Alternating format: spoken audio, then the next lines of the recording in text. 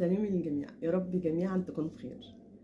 حابة ان انا النهاردة اتكلم معاكم في حاجة كده حصلت قدامي بالصدفة النهاردة، فحبيت ان انا اكلمكم فيها لاني واثقة ومتأكدة ان هتنفعكم جدا. هخش في الموضوع على طول عشان تفهموا انا قصدي ايه.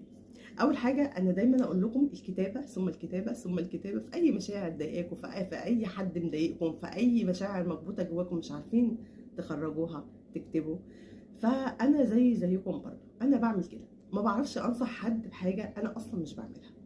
تمام. لما باجي انصحكم بنصيحه بيبقى من واقع تجربه انا عشتها. عشان كده لما باجي اكلمكم في الموضوع ببقى اكلمكم بمصداقيه عاليه جدا، لاني فعلا ببقى مجرباها ومتاكده ان انت لو جربتيها هتفرق معاكي او جربتها هتفرق معاكي. تمام. فانا عندي الاندكس بتاعي دوت بكتب فيه كل حاجات مضايقاني، اي خاطره، اي حاجه حاسه ان انا مش مفهومه بفضل اتكلم مع نفسي فيها. تمام. كل ده كل الحلو ده تمام. يليق بنا الورد ويليق بنا ان نزهر، دي حقيقه.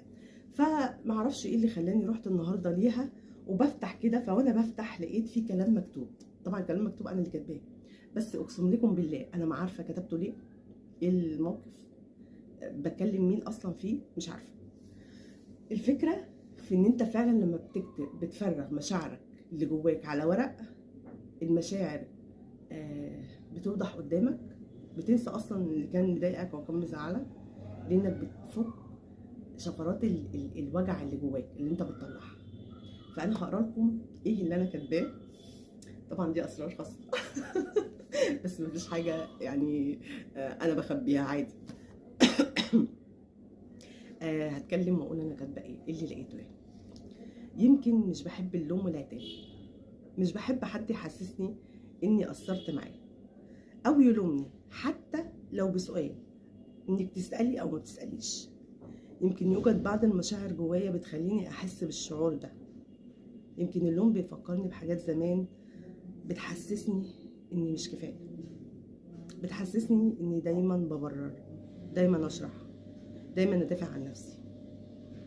ممكن يكون هو الدفاع. مش بحب احط نفسي في موقف دفاع، علشان زمان عشت دور الدفاع والتبرير، واني اشرح طول الوقت علشان اثبت نواياي لاشخاص.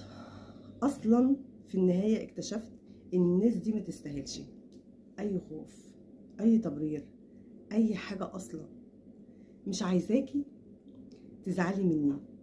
يمكن العيب عندي، محتاجة محتاجة اعالجه.